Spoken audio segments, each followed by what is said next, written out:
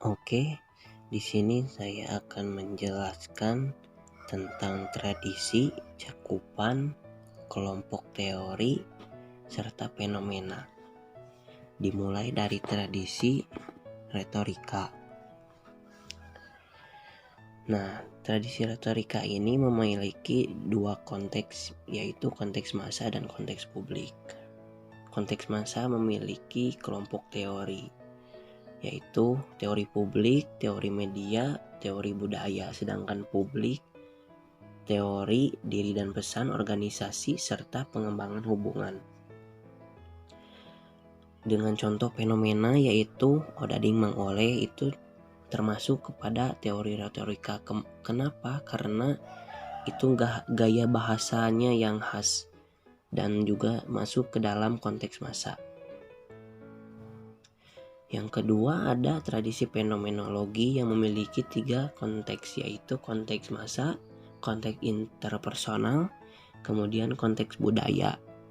Nah, dengan contoh fenomena yaitu ketika seseorang meninggal di jalanan pada saat kecelakaan. Kenapa masuk kepada kelompok teori? Karena berbeda pendapat, berbeda persepsi.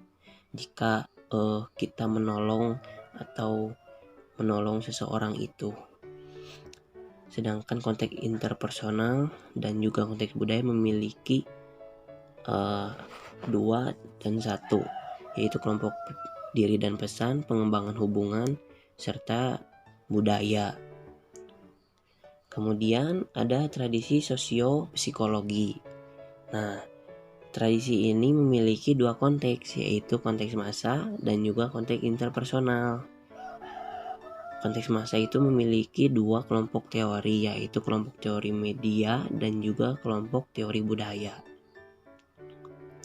Konteks interpersonal memiliki 2 kelompok diri dan pesan dan juga pengembangan hubungan. Sebagai contohnya fenomena yaitu berkunjung ke daerah seseorang gitu.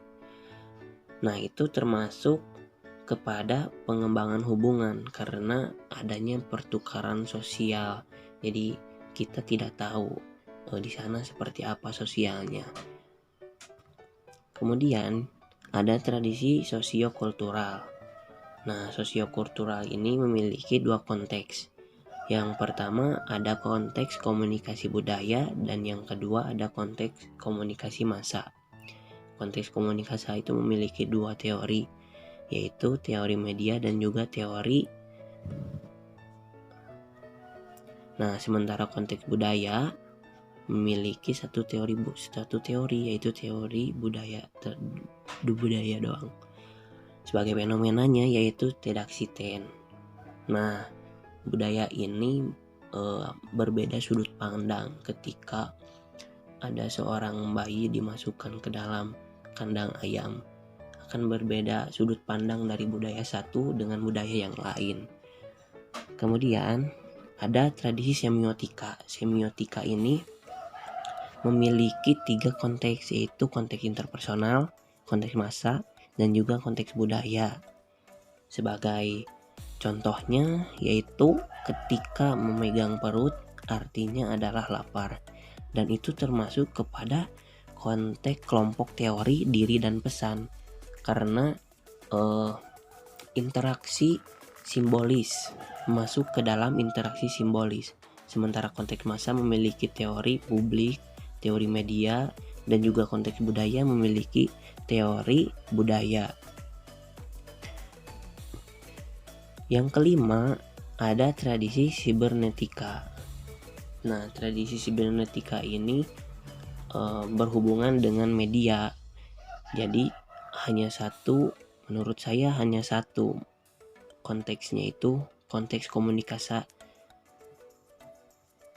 Kemudian teorinya juga ada satu, konteks kelompok teori media, karena berhubungan langsung dengan media ataupun dengan media massa. Sebagai contohnya yaitu perbedaan lokasi. Nah, perbedaan lokasi ini membuat sinyal hilang sehingga membuat noise yang sangat besar ketika kita berbicara sesuatu ditanggapnya oleh seseorang yang berbeda di lokasi di sana, yaitu berbeda dengan apa yang kita omongkan, seperti itu. Nah, yang kemudian yang terakhir ada tradisi kritis. Tradisi kritis ini mencangkup semua konteks, dari konteks kritis sampai dari konteks retorika sampai konteks sibernetika. Nah, saya mengambil konteks, yaitu konteks teori organisasi atau kelompok teori organisasi. Sebagai contohnya yaitu pemilihan presiden. Kenapa? Karena di dalam pemilihan tersebut ya banyak sekali pengkritisan itu, dan juga itu termasuk ke dalam penstrukturan. Oke, mungkin sekian dari saya. Terima kasih.